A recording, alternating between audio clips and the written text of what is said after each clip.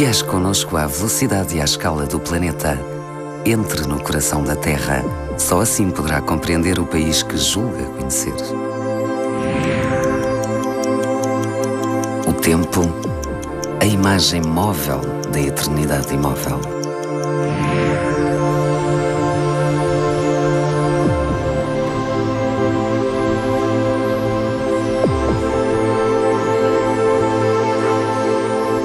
Uma sequência numérica que marca cada instante das nossas vidas, todos os dias.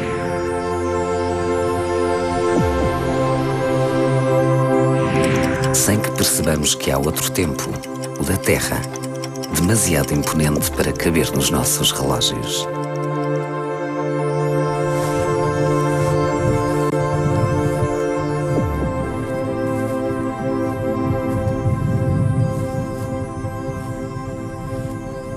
Os geólogos têm um relógio muito estranho, que não se mede em horas nem minutos, mas mede-se em milhões de anos.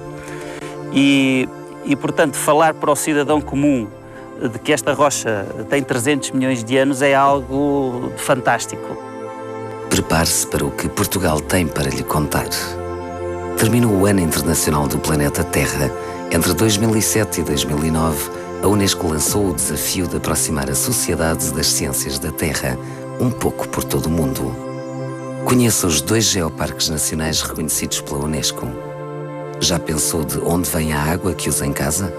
E o mar? Continua a reconquistar a costa? Com que consequências? Quais os desafios que a proposta de alargamento da plataforma continental lança? O coração da Terra bate com mais intensidade nos Açores. Duvida? E se a chuva deixar de cair nestes campos? E se o mar continuar a reconquistar a orla costeira? E se a água potável diminuir nas torneiras? E o que vai acontecer se a costa portuguesa vier a ter exploração de petróleo?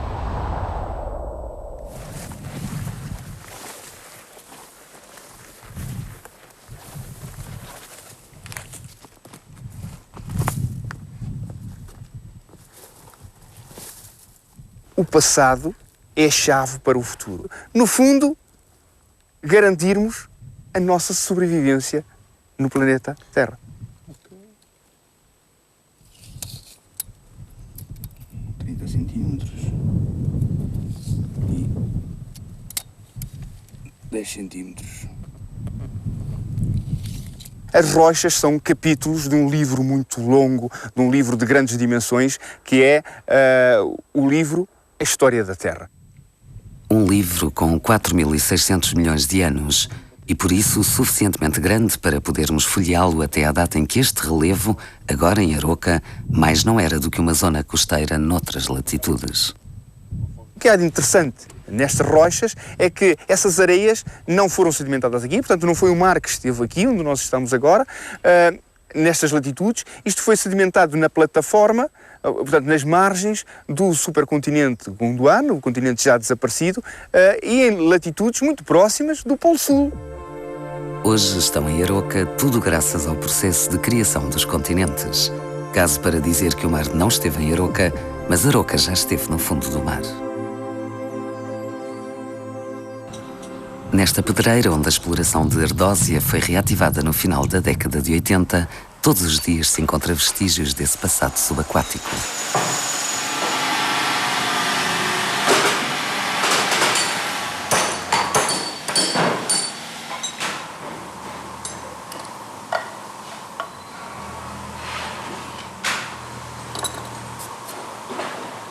O que torna este animal importantíssimo a nível da evolução dos animais foi ter sido o primeiro animal na Terra que individualizou no corpo 3 partes distintas: cabeça, tronco e cauda. Portanto, foi um animal muito importante na evolução de todos os outros. Digamos que eram seres antepassados das lagostas, do caranguejo ferradura, dos lagostinhos, portanto, artrópodes marinhos que caracterizaram o Paleozoico. Cada placa simetricamente cortada por estes trabalhadores corresponde a uma camada de sedimentos depositados no fundo do mar. Entre elas ficaram os vestígios das trilobites que, aqui, num fenómeno único, chegam a atingir os 80 centímetros de comprimento. Pensa-se que o mar que deu origem às rochas de Canelas seria um acidente no fundo do mar nessa altura, em que haveria uma cavidade mais profunda e os animais que viveram nessa cavidade mais profunda tiveram condições de se desenvolverem mais em termos de tamanho. Se quisermos conhecer os hábitos alimentares destes predadores, vamos ter de viajar mais de 300 km até à região de Castelo Branco. Mas antes de partirmos rumo a sul, atente neste fenómeno geológico.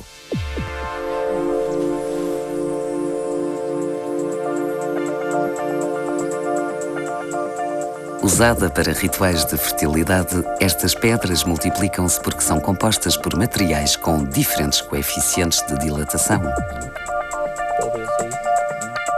No fundo, são nódulos negros de biotite, um mineral, encrustados numa matriz granítica que, pelo efeito da erosão, saltam da rocha. A água, nesta zona que gela, não é? Aumenta de volume e vai dilatando aquela microfissura. Exatamente, é o efeito da alavanca, que acontece quando a gente se esquece da garrafa cheia de água no congelador do frigorífico. Claro. Aumenta de volume e pronto, exatamente. De Aroca partimos para aquele que foi o primeiro geoparque nacional na rede europeia da Unesco. Conhecer a Naturtejo implica percorrer vários municípios da zona centro e sul do país.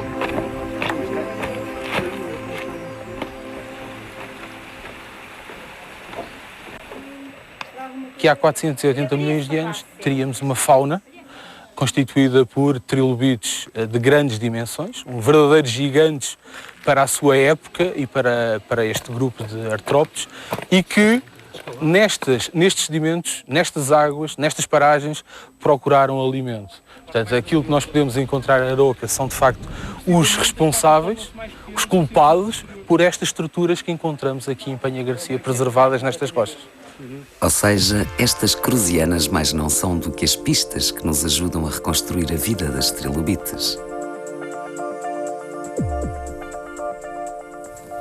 Criada em 2000, a Rede Europeia de Geoparques da Unesco tem como missão proteger locais como estes.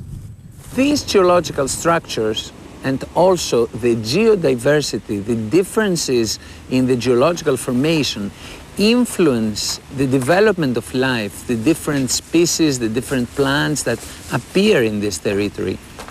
And at the same time, influence also the way that people live in that territory. Monsanto, a aldeia mais portuguesa de Portugal, assim foi classificada pelo Secretariado de Propaganda Nacional do Estado Novo.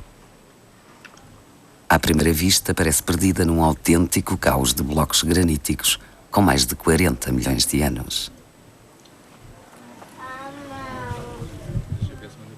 O que nós estamos a ver, este monte-ilha que irrompe da paisagem plana da meseta meridional, que dá o nome ao geoparque, com o tempo vai sendo transformado nestes grãos de quartzo, nestes sedimentos que eu tenho agora na minha mão e que vão sendo remobilizados desta zona na direção das áreas mais baixas, na direção dos oceanos. Enquanto o Inselberg, ou seja, o iceberg terrestre, não é consumido pelo tempo,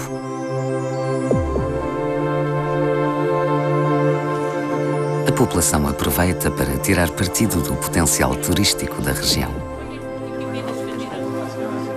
Um geoparque é um território onde, a partir da existência de um património geológico válido, nós conseguimos estabelecer relações com os outros tipos de património, com o património biológico, com o património cultural, mas conseguimos estabelecer todas essas relações montando uma estratégia de desenvolvimento que traga mais valias para as populações que habitam no interior do geoparque.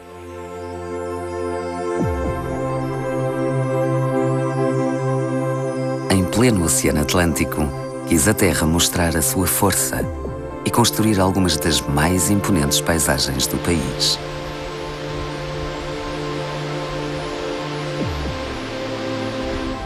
Nove ilhas, um geoparque.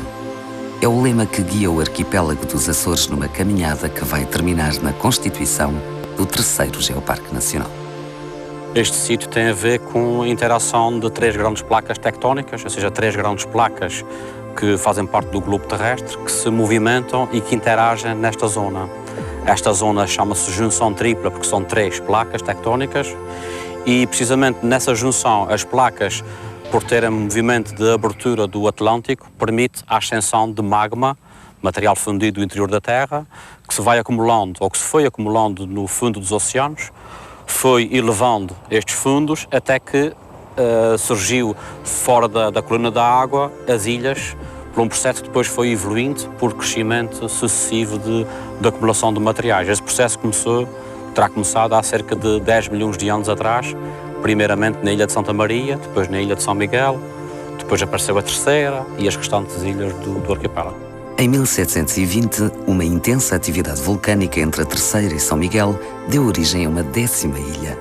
Um efêmero pedaço de terra que durou perto de 2 anos, o suficiente para ser vendido, talvez várias vezes, por um padre francês em viagem pelo Brasil.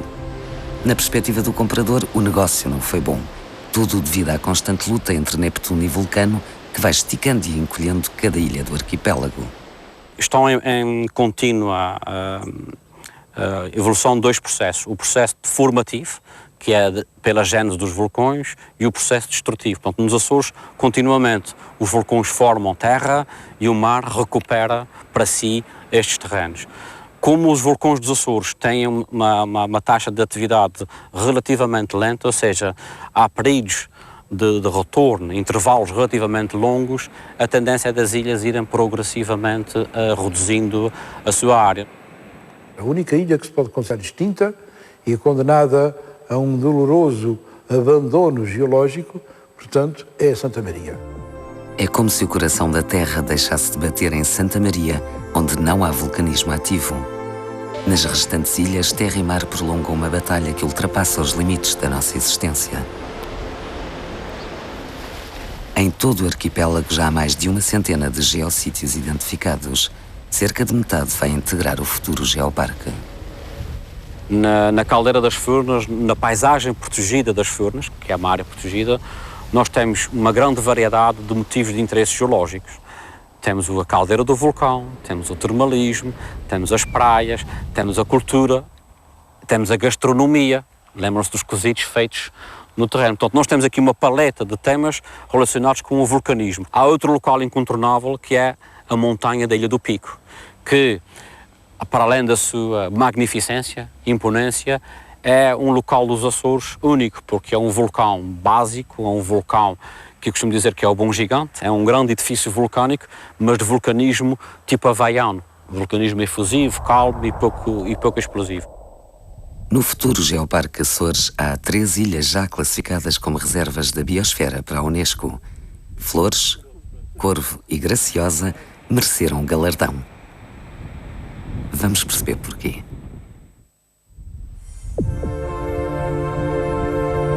A incontornável paisagem das lagoas, depressões que resultaram de explosões vulcânicas nas quais se projetou a superfície. Em cada lagoa, a cicatriz de uma explosão. Em cada caldeira, o testemunho natural do abatimento da estrutura vulcânica que por diversas vezes entrou em erupção. Nas rochas, a lava desenhou o seu caminho. Há um processo que é normalmente comum sempre que há lava, esquadras lávicas que descem pelas encostas ou que se movimentam ao longo do terreno. E se elas são suficientemente fluidas, elas ao arrefecerem, há a fragmentação da esquadra segundo prismas bem definidos, segundo formas geométricas bem definidas. Não são mais do que aqueles prismas que nós observamos na rocha dos Bordões e que vemos noutras ilhas dos Açores. Esta rocha parece trabalhada à mão por quem nas flores se habituou a viver abraçado à realidade geológica local. As feijãs como esta são o maior exemplo dessa simbiose. Uma feijã é uma rechã, é uma zona plana, usualmente junto ao mar, e tem 2 origens distintas. Pode ser, como é o caso da feijão de Lupo Vaz, pela acumulação na base da vertente de materiais que se desprendem da vertente e que caem ou por ação da erosão, ou por ação dos sismos, e que ao acumularem-se na base da vertente, depois o mar trabalha estes materiais e tendem a dar aquelas planuras. Essas chamam-se fajãs detríticas de talude, porque são junto a um talude. Todas as outras chamam-se lávicas e resultaram das escoadas de lava que escorrem mar dentro e geram fajãs como as de São Jorge. Na ilha mais pequena do arquipélago, 17 km² servem para mostrar de que forma, no Corvo, os habitantes souberam usar a terra a seu favor. As casas da vila estão construídas todas muito próximas umas das outras e, enfim, poderíamos pensar que seria por algum efeito de proximidade que as pessoas gostariam de ter, mas na realidade não, é uma estrutura defensiva, ou seja, os piratas, quando invadiam a Ilha do Corvo, tentando saqueá-la, encontravam dificuldades pelo facto das ruas serem bastante estreitas e facilitava, por outro lado, a própria defesa dos cidadãos corvinos em relação aos invasores. Na Ilha Graciosa, uma anormalidade geológica. A Forna do Enxofre, visitada e estudada no século XIX pelo príncipe Alberto I do Mónaco, transpira em cada canto uma intensa atividade vulcânica. Há cerca de 12 mil anos houve um fenómeno efusivo, quer dizer, houve grande quantidade de emissão de esquadras basálticas. E durante essa erupção, o vulcão houve uma altura que foi esvaziado. Portanto, a lava, no fim da erupção, o magma foi esvaziado e deixou parte do interior do vulcão vazio.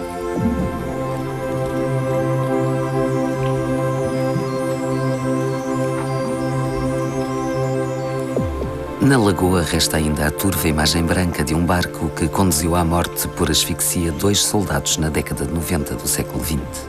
Hoje, o local recebe centenas de turistas, os mesmos que fazem do Ilhéu da Baleia o postal que retrata uma visita à Graciosa.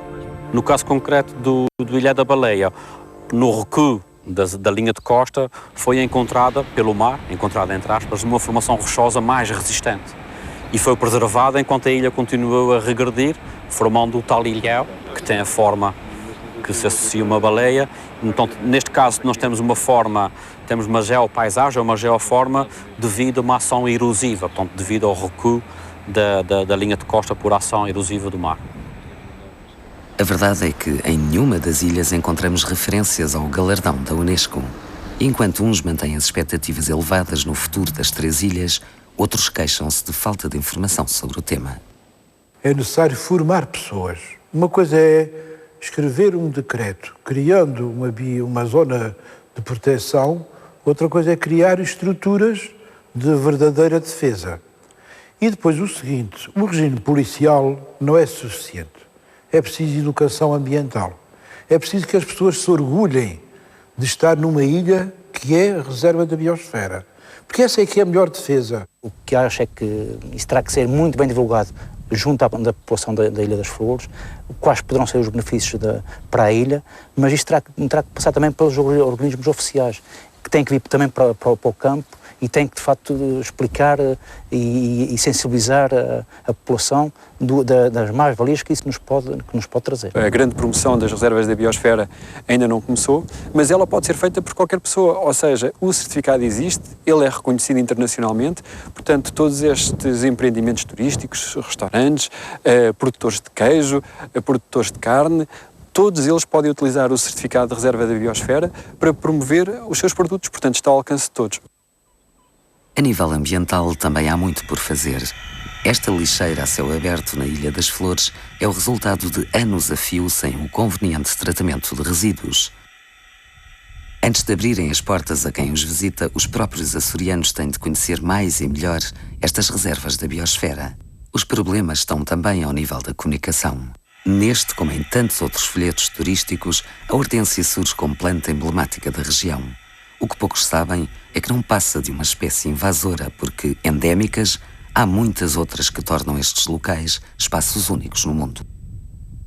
No caso da Ilha das Flores e Corvo, existe uma espécie que se julgava perdida já há dezenas de anos e que um botânico, ao serviço da Direção Regional do Ambiente, encontrou novamente. Portanto, foi uma espécie redescoberta, que se trata da Verónica d'Abney, uma plantinha pequeníssima, uma flor em tons de rosa, extraordinariamente bonita. é comum a todas as ilhas dos Açores, uma das espécies, o género endémico deste arquipélago, que é a Azurina vidali, que é uma flor cor-de-rosa, novamente, mas com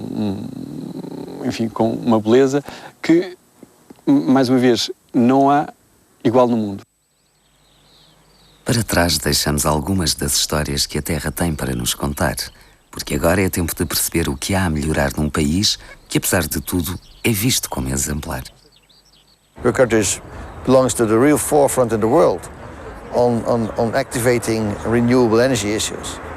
So it means you become less and less dependent on hydrocarbons, on oil and gas. And you have more and more renewable energy used in your normal energy consumption. Mas nem tudo está bem em Portugal, a começar pelo ordenamento do território. Cerca de 70% da população mundial vive em regiões costeiras. Portugal não é exceção, mas chegou a hora do mar apresentar uma fatura que pode ser demasiado penosa para alguns. Durante várias décadas, o homem fez a grande conquista dos espaços costeiros e provavelmente num futuro muito próximo terá que proceder, caso as condições de facto de dinâmica se mantenham, proceder à grande retirada. E, eventualmente, no futuro, nós podemos assistir a situações em que, mais do que colocar estas estruturas, precisamos de investir em retirar as pessoas dos ambientes costeiros e tentar renaturalizar os espaços.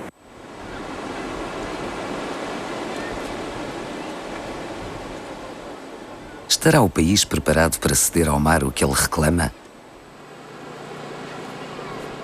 Basta um olhar atento pela costa portuguesa para percebermos que não. Segundo o Instituto Nacional da Água, há em todo o país cerca de 32 locais em risco de derrocada ao longo da costa. Não há propriamente um plano nacional de monitorização. Isso seria absolutamente necessário no sentido de criar uma base de dados que pudesse consolidar, por exemplo, estudos para a implantação de obras de defesa costeira. E, de facto, a base de dados existente de estudos continuados da migração costeira é muito escassa e não dá o devido suporte a este tipo de trabalho. Olhemos, por exemplo, o caso da praia do Ofir, em Esposende. Se não tivesse sido construído o pontão que ajuda a reter os sedimentos nesta praia, as torres já não estariam intactas.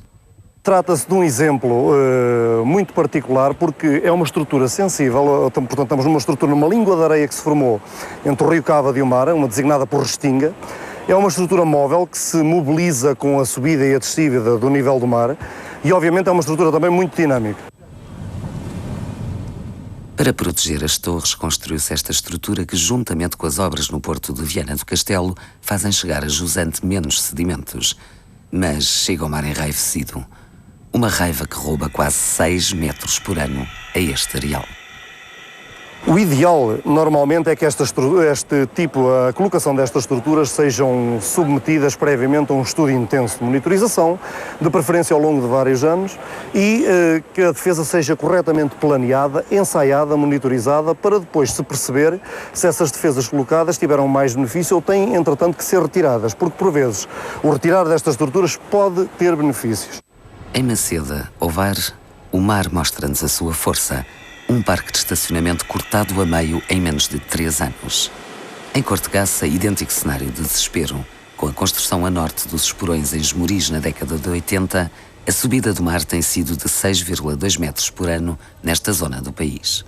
Se não houvesse edificação, normalmente o que acontece é que há um equilíbrio entre o sedimento que é removido das dunas e é transposto para a praia, nomeadamente no inverno, e no verão esse sedimento é novamente soprado para as dunas e estabelece algum equilíbrio e mantém-se as geoformas.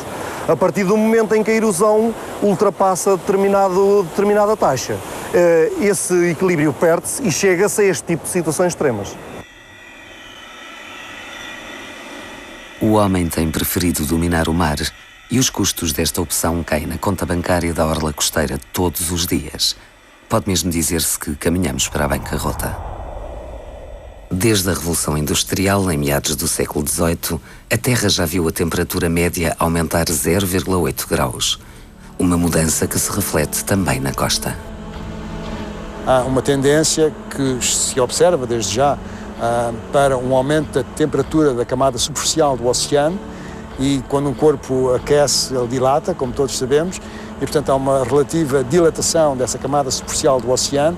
Por outro lado, também há a fusão dos gelos dos glaciares das montanhas e agora também, recentemente, das calotes polares, embora ainda numa escala pequena, mas tudo isto contribui para uma subida do nível médio do mar, subida que é lenta, mas que é progressiva, quer dizer, a sua taxa está a aumentar. Segundo o painel intergovernamental para as alterações climáticas, a subida do nível médio da água do mar no planeta pode atingir até ao fim do século entre 18 e 59 centímetros, mas há especialistas que falam já em subidas de 1 metro. Se está a ficar preocupado com estes dados, saiba que desde a década de 70 do século passado, que Portugal é o país onde o aumento da temperatura média mais se tem feito sentir em relação aos restantes parceiros europeus, com subidas na ordem dos 0,4 graus Celsius por década. É provável que aquele turismo baseado essencialmente no sol e na praia, nas temperaturas elevadas, que terá grande atração neste momento ainda, mas no futuro, com as temperaturas bastante mais elevadas, sobretudo no verão, esse turismo poderá ter tendência a não ser tão atrativo. A chegada de peixes tropicais a esta costa ou o reaparecimento na Ilha da Madeira de mosquitos que transportam o dengue e a febre amarela são sinais claros do que nos espera daqui a menos de um século. A precipitação tenderá a cair, sobretudo nos meses de inverno, portanto, uma diminuição da precipitação na primavera e também no outono. Mas, para além da saúde e dos recursos hídricos, temos a agricultura. No futuro é muito provável que nos tenhamos que adaptar a um clima diferente e, portanto, modificar um pouco o regime das sementeiras, antecipar as sementeiras, procurar cultivar que estejam mais adaptados a um clima diferente. As florestas, a questão dos incêndios florestais, portanto, o risco meteorológico de incêndio vai aumentar, está a aumentar. E, portanto, é necessário redobrar os esforços no que respeita à prevenção dos focos florestais.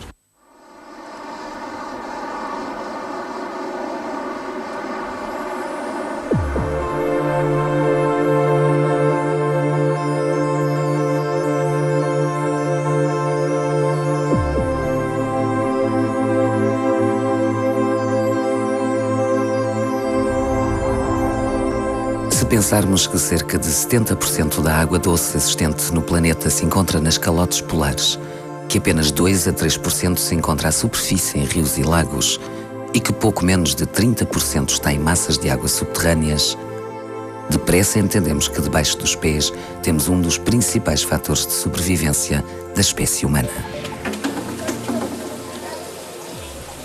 O consumo doméstico de água é aproximadamente 60% proveniente de massas de água superficiais, os outros 40% de massas de água subterrânea.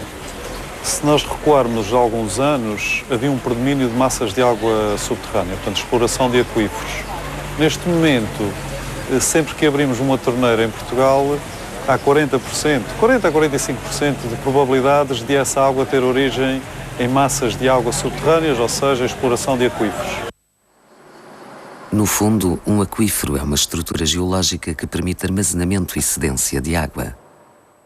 Bom, nós temos aqui a representação em corte do afloramento, neste caso do maciço quartzítico, e pode-se verificar que quando ocorre precipitação, dá-se a infiltração da água no topo do afloramento. Nos primeiros metros, a água vai evoluir verticalmente ao longo dos planos de estratificação S0 e do diaclasamento vertical. Este movimento da água vai tender a que a água se acumule na raiz do afloramento, formando uma zona saturada em água. Esta zona saturada vai corresponder ao aquífero superior não confinado. O topo do aquífero corresponde ao nível freático local. O aumento da temperatura média no país leva-nos a concluir quase de forma intuitiva que as massas de água superficiais estão em risco tanto em quantidade como em qualidade. Por isso convém olhar para baixo. Grande parte da cidade de Lisboa, por exemplo, é alimentada por aquíferos a jusante da barragem de Castelo de Bode. Segundo o LNEC, a maior reserva de água subterrânea do país está na zona aluvionar da Bacia do Tejo, que corresponde a 70% das reservas nacionais. Em termos qualitativos, estas reservas de água também estão em risco. O uso excessivo de fertilizantes na agricultura é um dos fatores de contaminação, mas há mais. A sobreexploração das unidades aquíferas e das massas de água próximo da linha costeira, obviamente tem como grande consequência a possibilidade de intrusões salinas. E aí a água subterrânea, as massas de água subterrâneas, poderão perder alguma qualidade devido à salinização. Mas as águas pluviais, portanto, a água da precipitação, ou circular sobre superfícies de cimento, telhados, estradas contaminadas pelas rodas, pelos fumos, pelos óleos dos carros, obviamente que essas águas pluviais também são águas com muito menor qualidade e, nesse sentido, a qualidade das massas aquíferas, pelo menos as mais próximas da superfície, também serão afetadas. E se um dia este líquido deixar de chegar às nossas torneiras, já pensou como seria?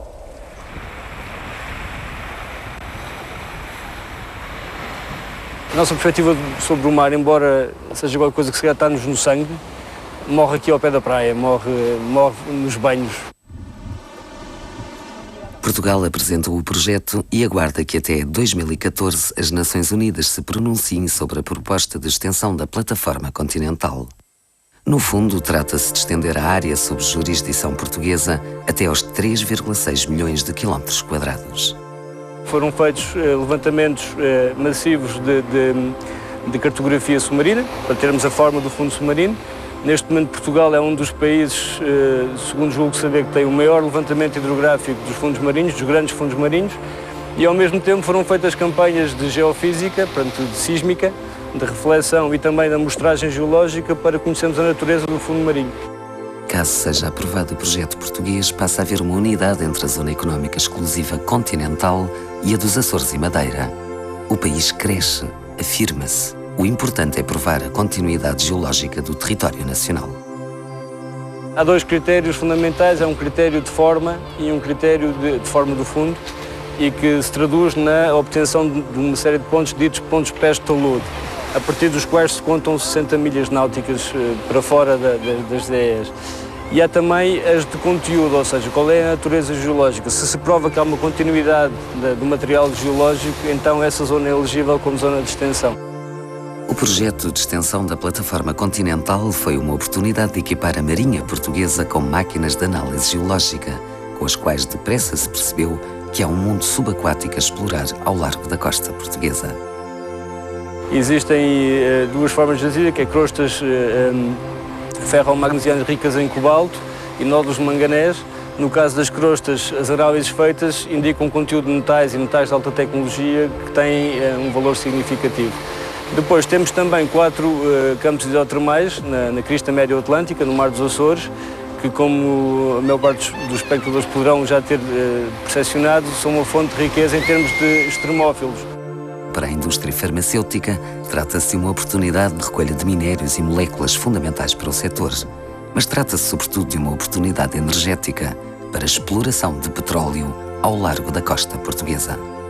Fizemos levantamentos de geofísica, de facto, que permitem ter uma perspectiva regional das zonas de trabalho. Agora, cumpre às companhias petrolíferas fazer o investimento para fazer essa prospecção. Não, nunca foi o nosso feito fazer essa prospecção energética. The combustion of the hydrocarbons creates a lot of CO2 production, and that adds to the environment and to the greenhouse gases, and that makes our climate unsustainable. Aqueles países que são produtores de petróleo têm problemas a médio e longo prazo, não é? Porque o petróleo não existe para sempre, não é?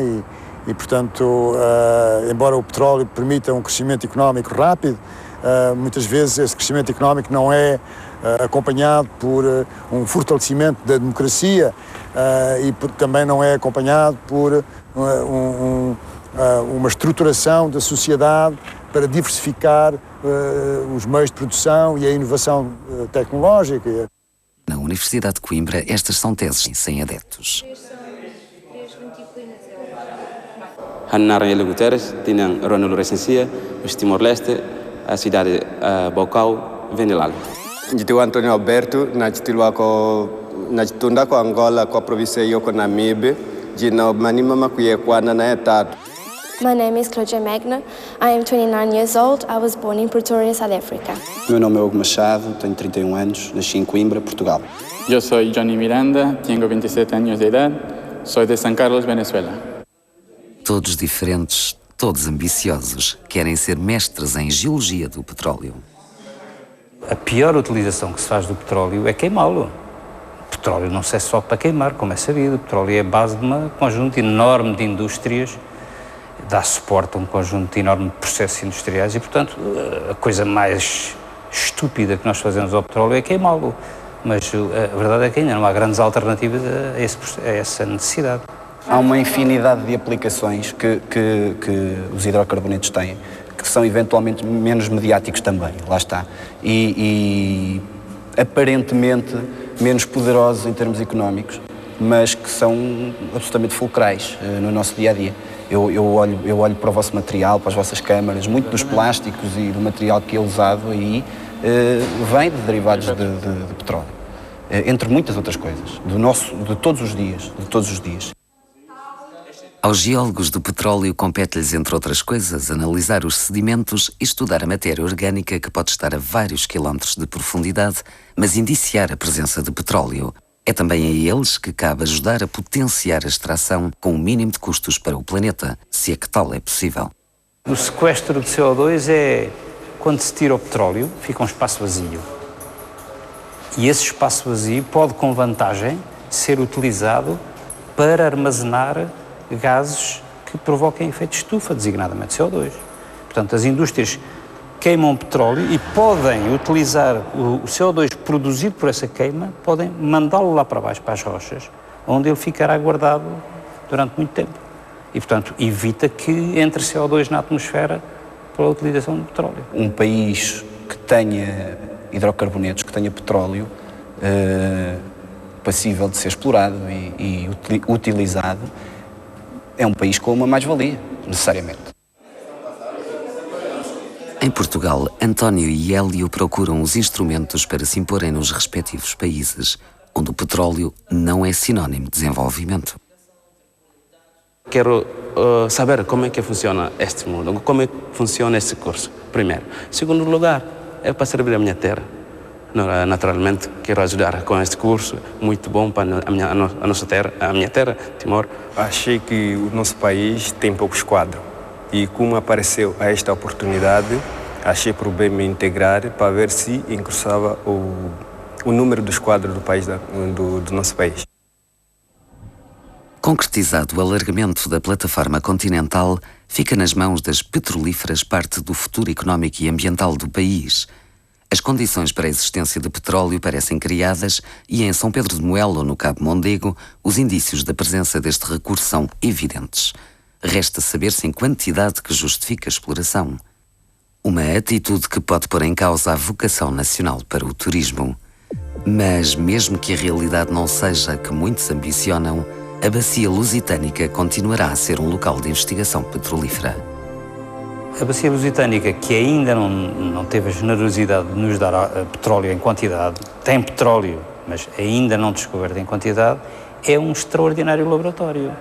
É um sítio de observação e de estudo de caso, que é muito bom, entre outras razões, porque se vê, é possível andarmos sobre as coisas, coisa que na maior parte dos casos não é possível. Por exemplo, um país como o Brasil, que tem um território imenso, praticamente todo o petróleo está no mar, e as pessoas que trabalham na prospecção de petróleo no Brasil, a maior parte delas, para ver rochas, têm que sair do Brasil.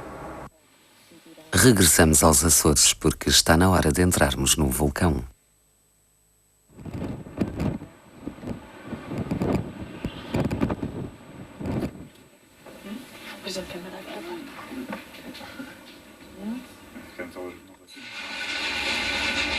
E havia também muita atividade vulcânica. Vais para a praia da Ribeira Canto tomar banho e quando chegares ao fim da praia da Ribeira Canto está lá uma caldeira. Explica-me isso que há. Hã? Isso é um mistério de Deus. Veio um minhoto, veio um alentejano, veio um algarvio, chegam aos Açores vêem fendas que se abrem, um líquido que brota e que se torna em rocha. Mistério. Mistério de Deus, mistério da natureza. Vistos como máquinas de terror, estes mistérios têm mais para oferecer do que se possa imaginar. Basta pensarmos na geomedicina.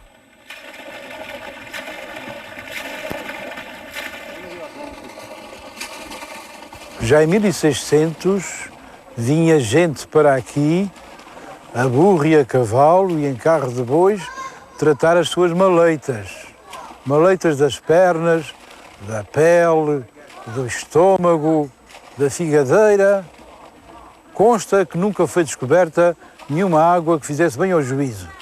Mas as outras, sim, fazem bem a muitas partes do organismo.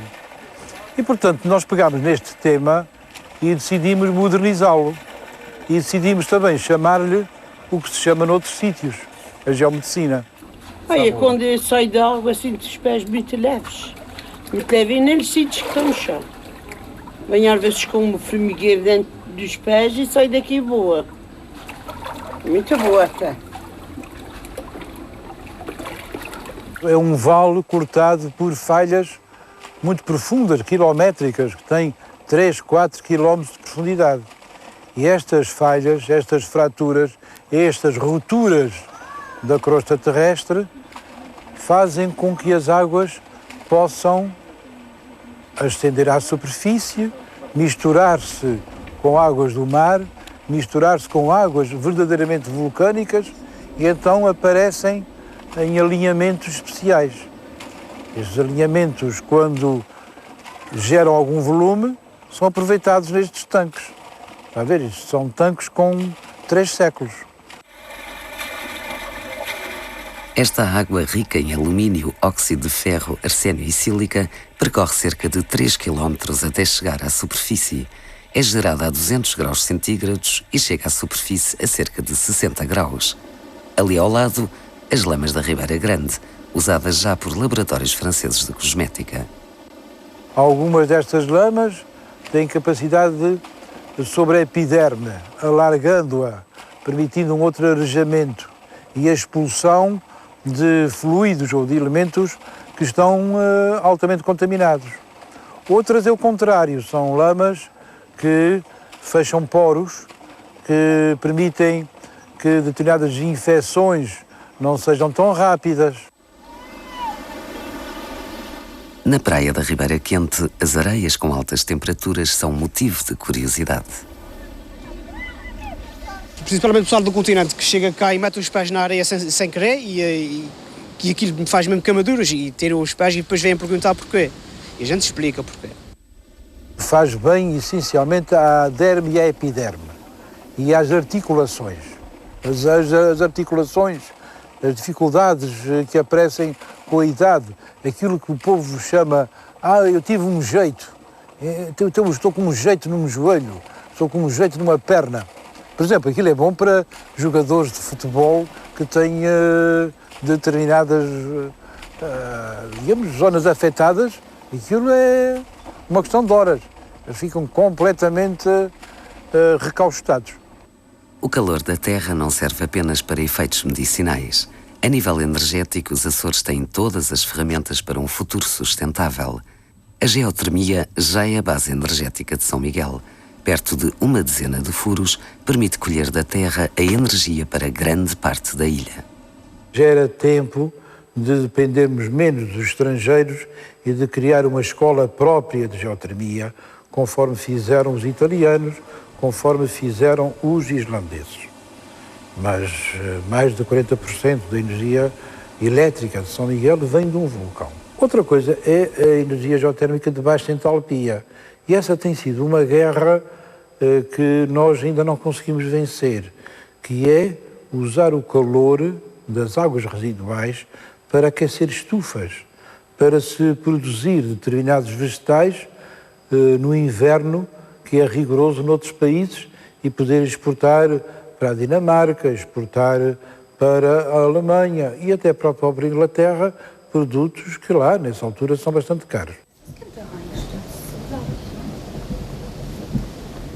Na terra está a chave da independência energética dos Açores e, por que não, do país. E na Ilha das Flores, com a ajuda das eólicas, já se atingiu o grande objetivo a 25 de dezembro de 2008. Durante 8 horas seguidas, a Ilha das Flores conseguiu estar completamente autónoma em relação aos combustíveis fósseis naquilo que diz respeito ao abastecimento elétrico à população. Depois disso já houve vários períodos em que isso aconteceu novamente e estamos extraordinariamente contentes e parece-nos que o futuro é prometedor a esse nível. Já percebemos o que a Terra tem para nos dar. Em Portugal temos o privilégio de viver dentro de um autêntico tesouro geológico que muitas vezes não sabemos respeitar. Aqui termina a nossa viagem, numa espécie de estação da esperança, na qual todos temos o direito e o dever de escolher o próximo destino.